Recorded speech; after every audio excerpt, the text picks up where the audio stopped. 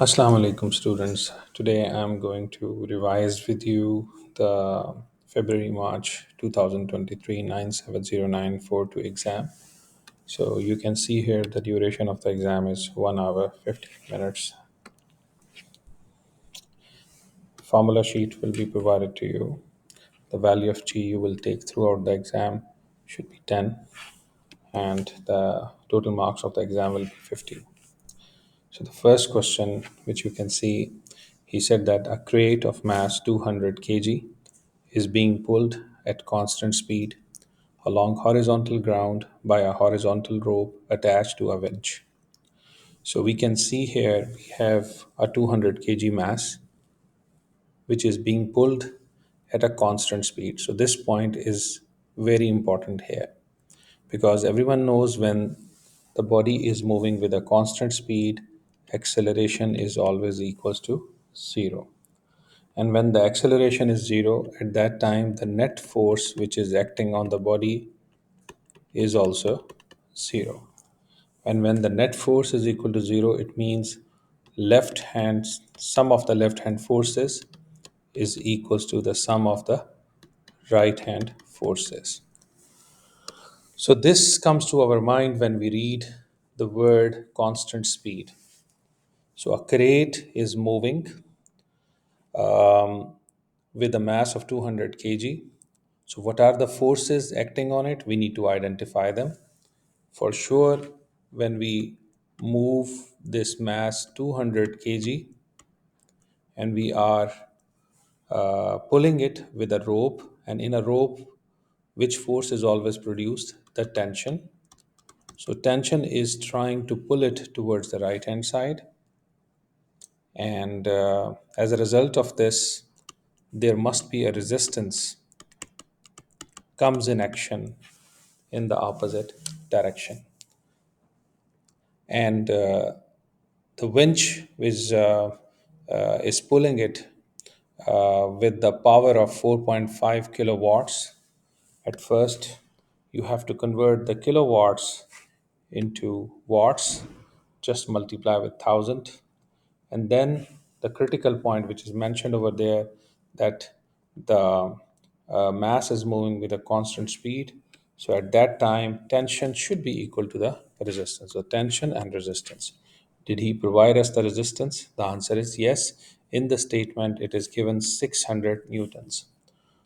So, in other words, since the body is moving with a constant speed, the resistance is 600, the tension will also be 600. What is the question all about? In the first part, he says, find the time when it takes for the crate to move a distance of 15 meter. Now, he is asking you the time and providing you distance. As we all know that the distance formula, when the body is moving with a constant speed, it is equals to speed multiply time. The missing thing is speed.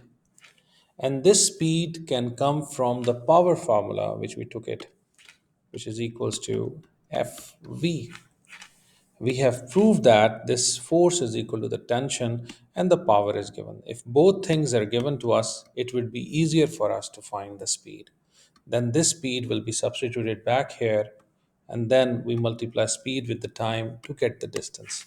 So this is the scheme behind this solving of this question.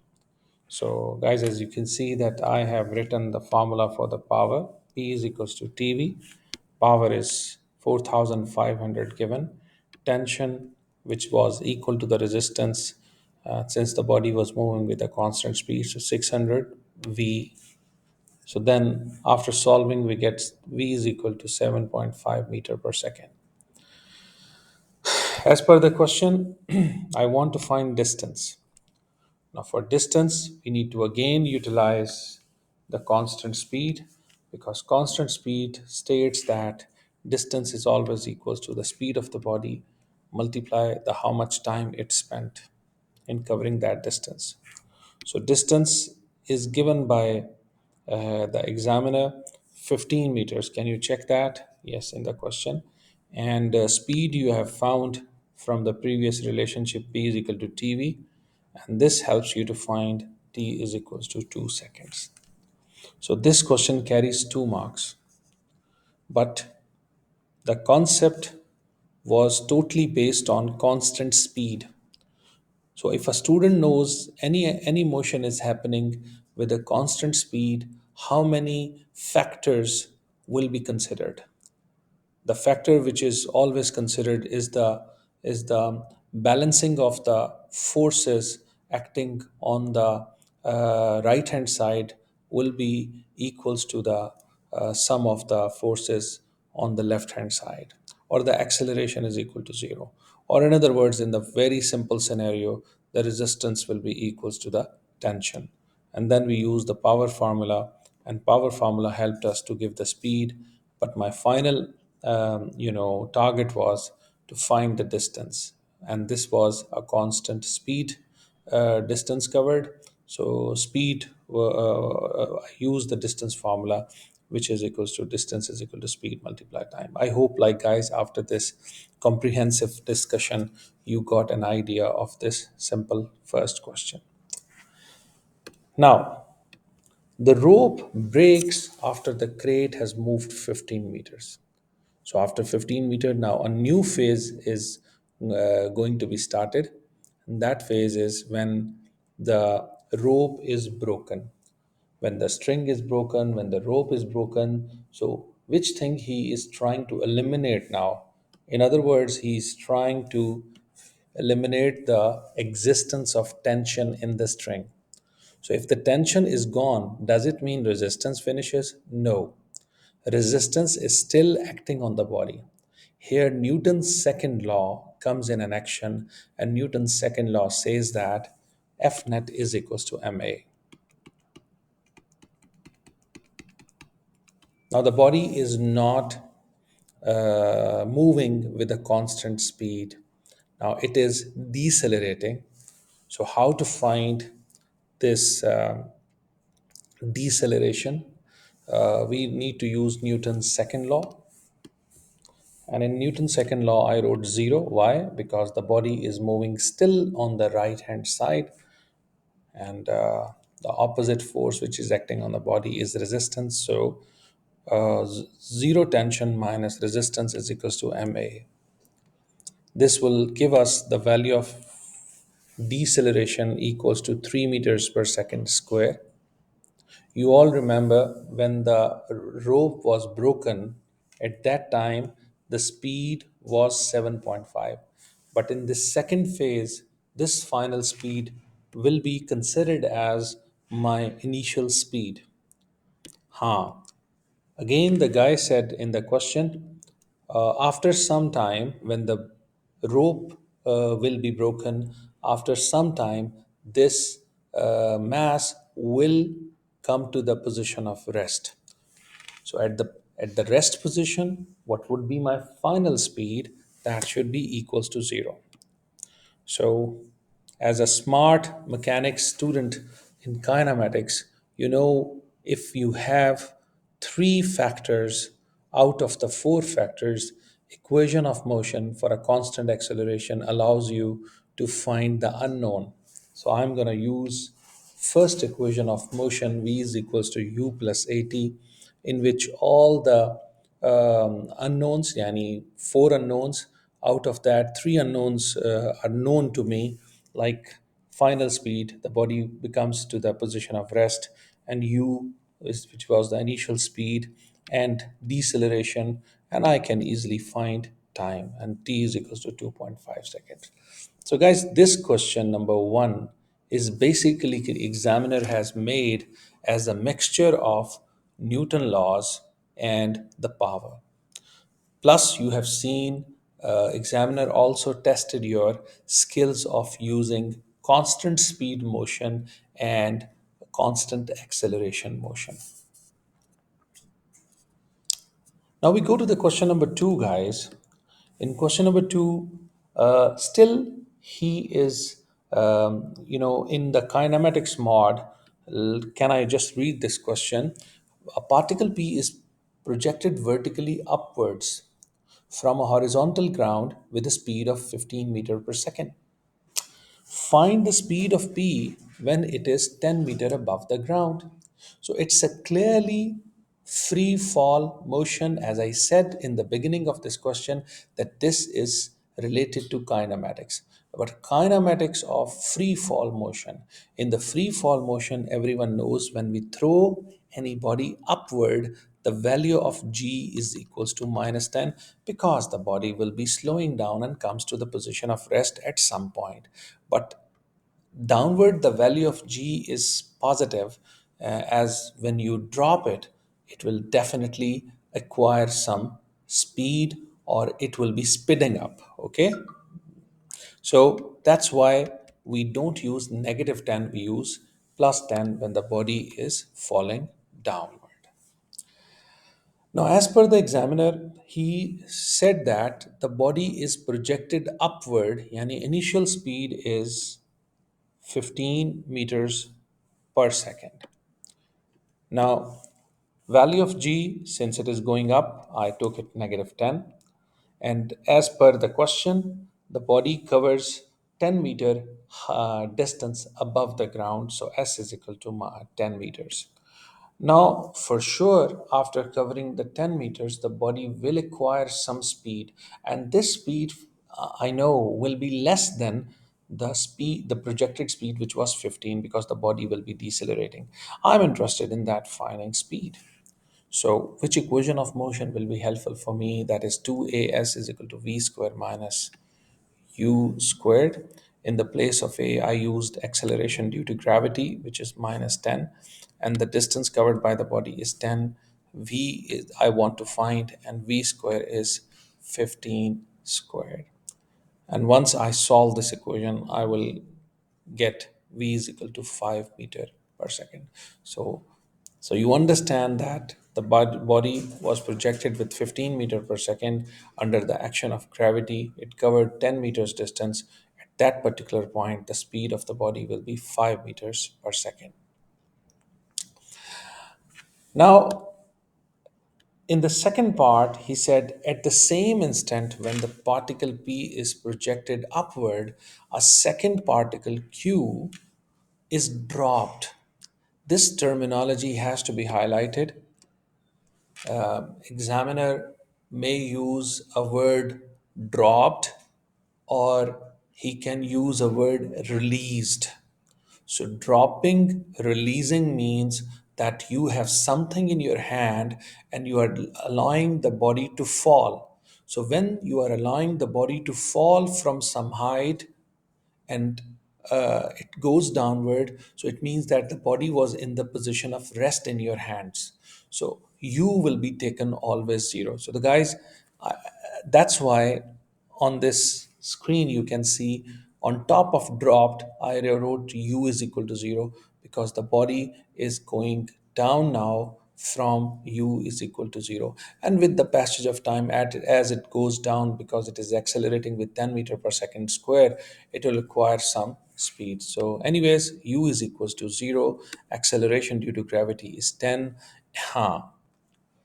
The main part of this question is this: um, when you drop it from 18 meters above the ground, in the same vertical line as P, find the height above the ground at which the two particles collide.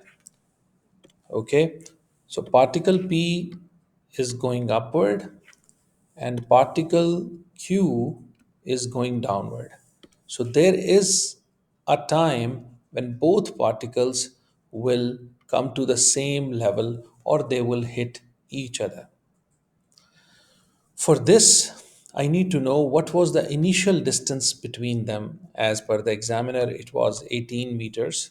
So I assume that P particle will cover h meters distance and the particle Q subsequently will cover 18 minus h distance. So let's look at both particles separately and try to apply the equations of motions on them. So projected speed 15, the value of g is minus 10, and the height covered is h, and the time is t. Over there, for q particle, distance is 18 minus h and time is t. So in both situations, um, a single time is going to be calculated as both are starting at the same instant. There is no time gap in releasing these bodies. So, examiner mentioned here at the same instant. So, when it is mentioned in the exam at the same instant, it means in both particles we have to use t time only. Now, equations of motion. Which equation of motion will be helpful for us in this case? I will be using S is equal to ut plus half at squared, guys. So S is my h, u 15t plus half minus yani acceleration t squared. So the equation comes to you in this case. H is equals to 15t minus 5t squared after simplification.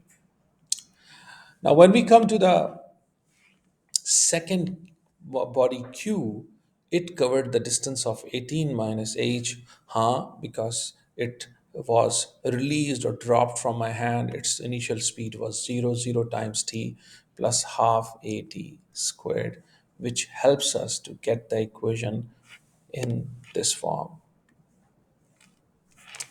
Now we have two equations. We can easily make h as a subject from one of the equation and substitute them into the other equation. Or, in other words, we can equate the two equations because both of them are equals to h. When we equated them and we canceled the things, we will come up with t is equals to 18 over 15, and on further in decimal places it becomes 1.2. So 1.2 time second both particles will take to reach at the same level. I want to find the height which the body will particle q will acquire, which was h. I can substitute this value of time into the first equation or maybe in the second equation. So I substituted the value of t here, and then I got the answer for h is 10.8 meters. So this question is purely connected to free fall motion, and question not was not challenging. First part was straightforward. Three unknowns were provided, but you were finding the fourth one by using constant acceleration equations. Second part was the engagement of second particle, but the good thing is he did not make it challenging because he did not put the time gaps between their motion. So we just applied the second equation of motion, which is S is equal to ut plus half at square. In both motions, we come up with h in terms of t, and then we equated these two equations. We got an equation only for t, and finally we got the time, how much time is taken by the two particles to meet each other. One is going upward, the other particle q is going downward. So I also wanted to find the height from the ground where they will meet. We substituted 1.2 into the formula, the first equation, or maybe you can put into the second equation to get your answer. Let's move to the question number three, guys. I do feel now examiner still, stays on kinematics, because this looks like calculus kinematics. A particle moves in a straight line starting from rest from a point O. Wow, this point has to be noted. And when the time is zero, the starting point of the body is from O, because O is a referral point, and the body is also starting from O. Yani, when the time was zero, the body did not cover any distance. And from O, it moves with rest. So V is called also, excuse me, V is also zero. So this is my starter. Now, in calculus kinematics, he must have provided you one of the equation out of the three. The first equation is displacement equation, second is velocity equation, the third one is acceleration equation. So we can read it easily that the guy has provided you the acceleration equation.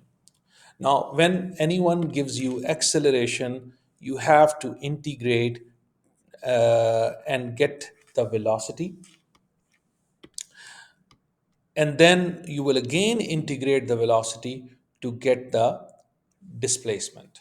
So this is the strategy which you will follow. Yani from acceleration to velocity, you integrate it. From velocity to displacement, you will again integrate it. So he said that, can you find the speed when the particle, spends the time 9 seconds? Okay, I want to find a relationship of v in terms of t, any velocity formula. I need to integrate the acceleration. So, guys, you can see now I have put here 4 t raised by 1 over 2 dt. What 4 came as it is, and the integration of t raised per half is this thing plus c, the constant of integration. Now, constant of integration, yani this C is depending upon the initial conditions. What was my initial condition? When t is equal to 0, v is equal to 0. So if t is equal to 0, v is equal to 0, I need to substitute here v0 and t0. You know, Finally, it after simplifying, it will help me to get the value of c is equal to 0. So the initial condition makes the c equals to 0. Now substitute it back here, and now equation of the velocity comes in front of me is equals to v is equals to 8 over 3 t raised per 3 over 2. Am I done? No. He wants the speed after 9 seconds. So I have to substitute here in the place of time 9, and then I will just compute it from the calculator. It gives us 72 meters per second. When we come to the B part, boys, he said the find the time after leaving O. Find the time after leaving O at which the speed and the distance traveled are numerically equal. Wow. Now, speed formula I have already calculated. Speed formula I have already calculated. Now, examiner is again asking you to develop the formula for the speed, and then you will put the speed equals to the velocity. So, what was the discussion we had it in the beginning for calculus kinematics? If examiner gives you acceleration and you have to integrate to get velocity, and then you will further integrate to get your displacement. So I am going to integrate my displacement. I'm going to integrate my velocity. Look at that. This is the velocity. I'm putting the integral sign. So 8 over 3 is a coefficient. It stays as it is. And I'm going to apply the integration of 3 raised t raised per 3 over 2, which gives me this thing plus c. Don't forget plus c, the constant of integration. So again, I will ask you guys, you remember in the beginning of the statement, I said initial condition. So when the time is zero, the body started from O, yani it did not cover any distance, so x is equal to 0. Can you plug it back here into the formula? Once you substitute it, it will again give you the initial condition, gives you c is equals to 0. So plug this c is equal to 0 back here, okay, and simplify 8 over 3 and 5 over 2 will give you 16 over 15 and t raised by 5 over 2. This is the displacement equation. Am I done? No. Examiner said put the speed and the distance equal to each other. When you put the distance and the speed equals to each other, here your algebra skills comes in action. You have to gather all the t's on one side. So t raised by 5 over 2 here, and t raised by 5 3 over 2 is on the right hand side. With cross multiplication, it will be shifted to the left denominator. And on the right hand side, you are left with 8 times 15 divided by 3 times 16. Can I, use the indices properties? 3 over 2 goes up, 5 over 2 minus 3 over 2 will make it 3t raised to power 1. And this one, with the help of calculator, we can find 5 over 2. So after 5 over 2 seconds or 2.5 seconds, the body will have, I can say that the body will have same distance and same speed. Question number 4. Question number 4, a toy railway locomotive of mass zero point 0.8 kg is towing a truck of mass zero point 0.4 kg. So I want your attention, guys. In this mechanics question, he is not concentrating on a single body.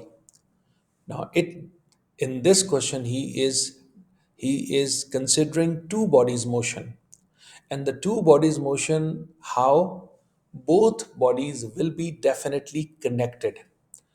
We call it connected problems, and connected problems you studied in Newton's laws chapter. Got it? So whenever we connect the two particles with a rope, by means of a rope, or by using a rod, we always talk about tension. So I'm making my mind that when I am going to discuss this question, I have to consider the tension in the rope or tension in the rod. In fourth question, he is again, yani, I saw in question number 1, the body was moving with constant speed. In question number 4, again, he says body moves with constant speed. So, shall I revise with you what I said in question number 1? When the body is moving with constant speed, it means net force acting on the body is 0. And the sum of the right hand forces is equal to the sum of the left hand forces. Acceleration is also 0. You can see the diagram has been drawn in front of you. This is a truck whose mass is zero point 0.4 kgs, and this is a locomotive whose mass is zero point 0.8 kgs. And they are connected by means of a rod, and the tension is inward the rod, not outward of locomotive or truck. Why this is happening? Because there is an engine which is trying to pull this zero point 0.8 kg locomotive in the right hand side. Acceleration 0, it is moving with a constant speed 2 meter per second. Locomotive is facing a resistance of zero point 0.2 newtons. But as per the question, he said 0 newtons is faced by the truck. So truck has no resistance. Now, one mark question he asks you, what about the tension in the coupling in this case when the body is moving with a constant speed? Believe me, guys, I'm expecting without thinking you can say that, Mr. Omar, because it is moving with a constant speed, so the tension in the string must be 0. Yes, tension must be 0. How can I prove it to the examiner that tension is 0? I will say that truck has a tension which will be equal to the resistance. Since the resistance is 0, so the tension in the truck will be 0. Now let's come to the locomotive. In the next part, we want to find how much power is produced by the locomotive engine. So the power formula is P is equals to FV. Now, how to get F? Again, I'm going to ask you guys, consider the constant speed, although it is not mentioned here, but your locomotive is applying a force on the right hand side. How many forces are trying to keep the locomotive towards the opposite side?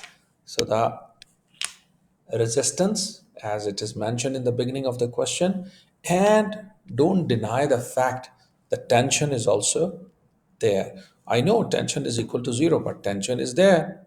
Okay, so force will be equals to the resistance on the locomotive, which is zero point 0.2. So force is found.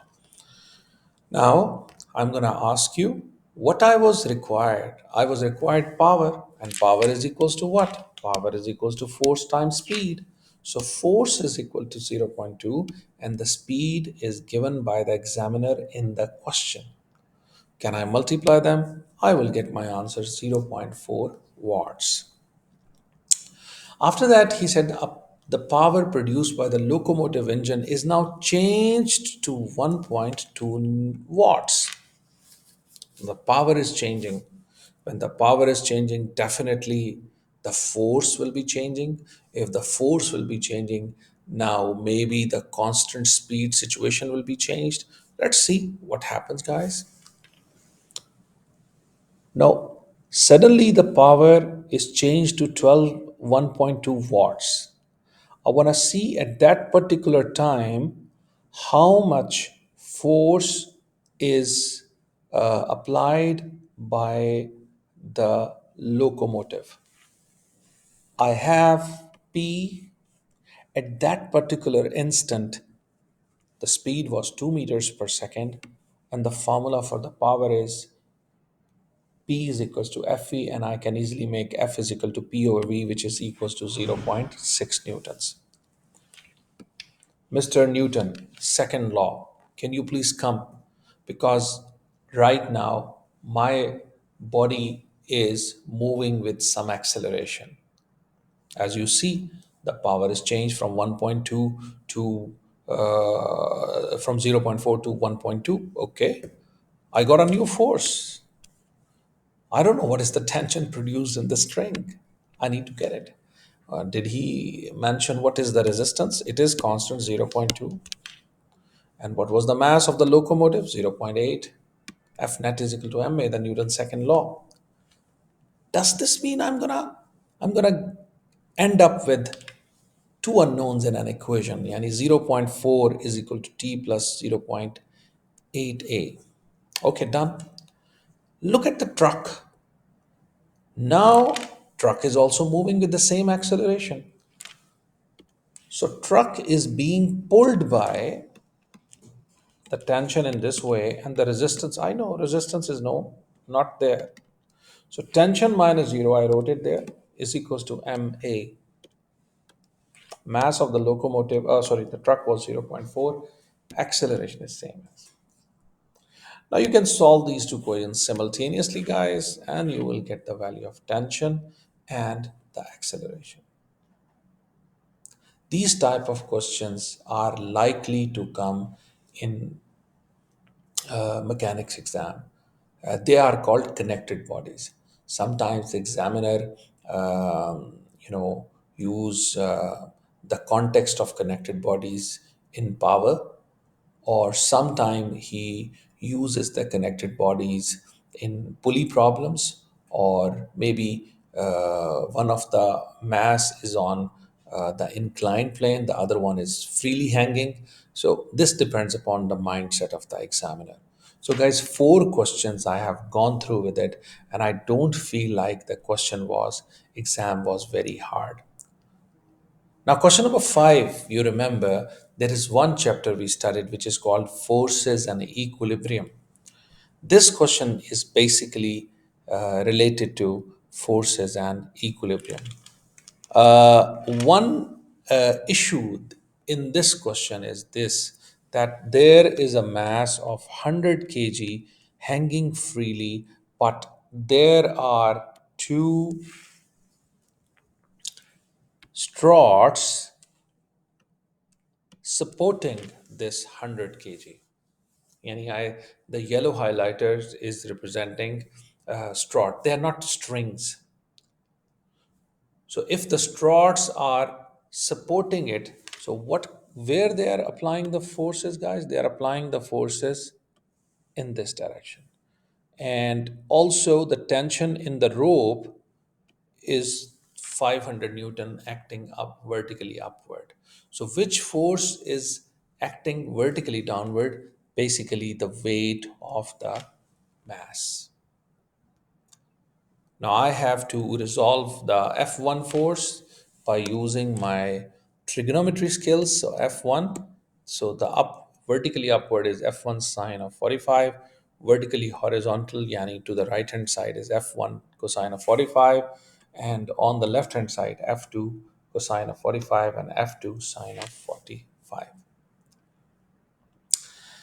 I think horizontally, when we resolve them, f1 cosine of 45 and f2 cosine of 45 will make you feel that the both struts are applying the equal force, f1 and f2. Now, let us discuss the vertical motion. How many vertical forces are acting on the body, on the mass 100 kg? So, three forces are acting: one, two, and three. So, these are the three forces acting upward. So, you can see I wrote one, two, and three. And there is only one force, which is the weight, 1000. This is an equilibrium situation. That's why I didn't talk about Newton's second law. Now, guys, in the place of F2, I will write F1 because I know F1 is equals to F2. Can you imagine, boys? Now, in the whole equation, I have only one unknown. So, if in the whole equation I have only one unknown, you can easily simplify and make F1 as a subject. So, you will find F1 is equal to 354 newtons.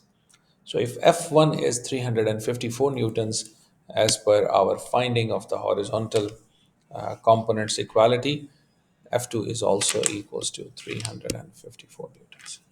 Imagine, boys, question looked harder, but once you know that the struts are basically supports and these supports are also applying some forces upward on the mass, then the question became so simple, like three forces are acting, or three or four forces acting on a body. Now, um, he is creating a B part. He said that a horizontal force P, F, is applied to the block in the direction parallel to AB. Guys, rather than going back to the figure, I have drawn a very simple diagram in front of you.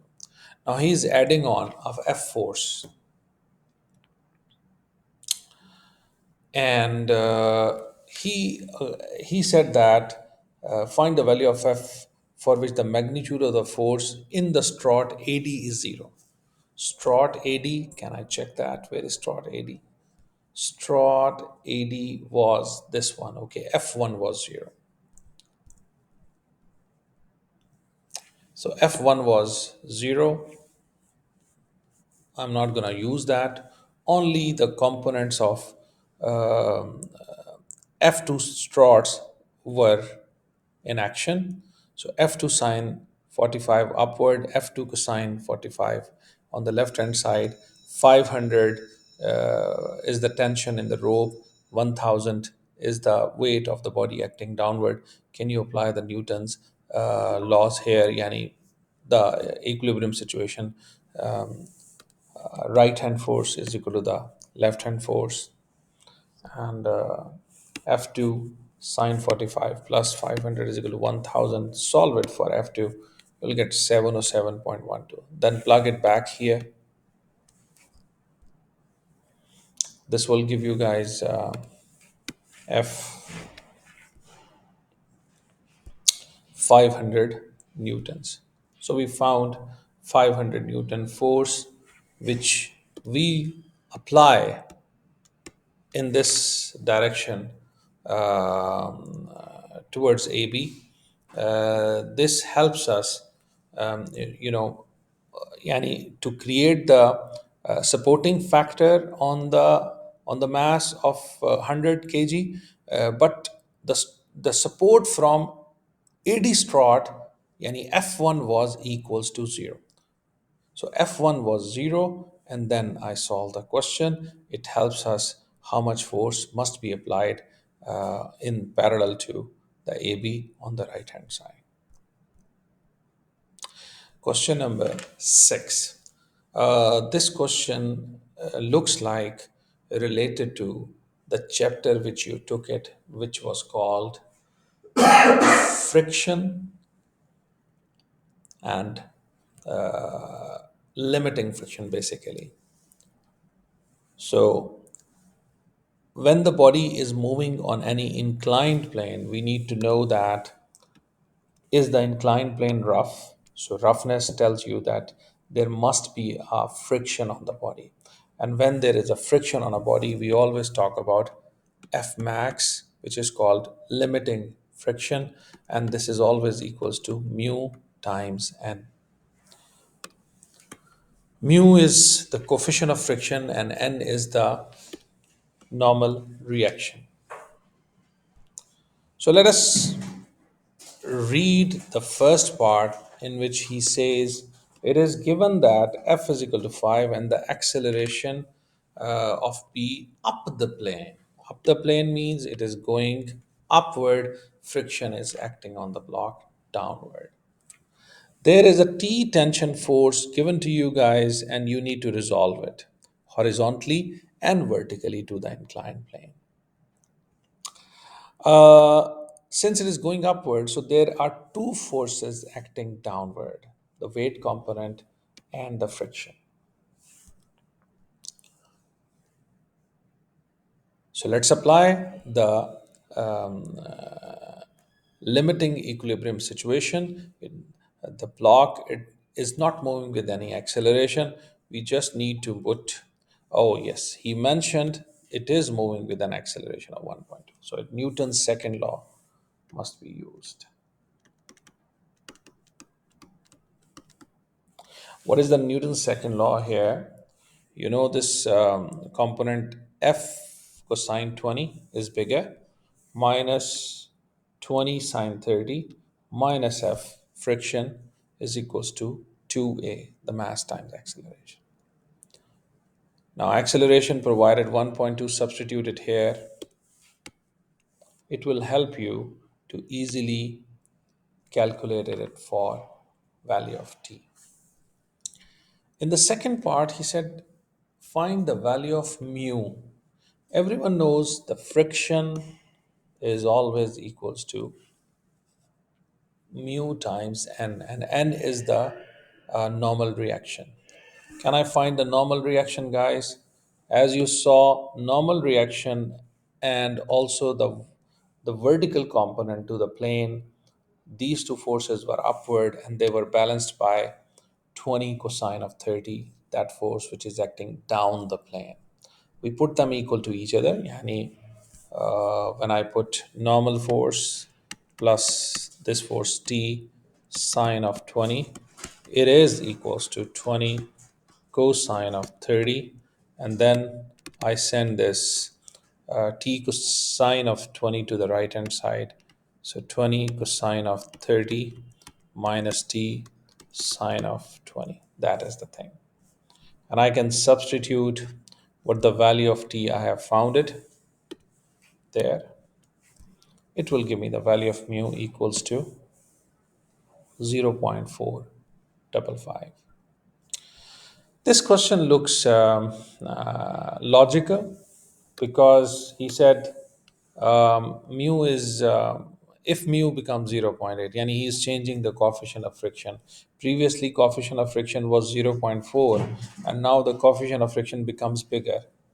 If the coefficient of friction values gets bigger, it means roughness is increased. If roughness increased but the tension T is also changed by the examiner, the tension is 18.5, now he is saying tension is 15. Determine that whether B block will move up the plane or not. Here we need to understand when the block moves up the plane.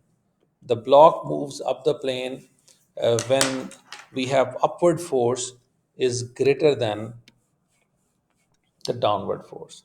Upward force is, all of you know that is equals to the t cosine of 20. And he said t is 15. So t cosine of 20 must be bigger than the downward weight component plus the coefficient of friction times n. Now you can see, guys, I got 14.095 is the total force acting up the plane.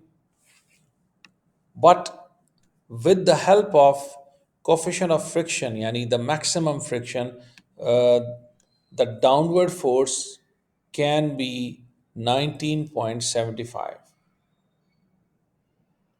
So your downward force along with the coefficient of friction, any limiting friction, it is bigger than 14.095.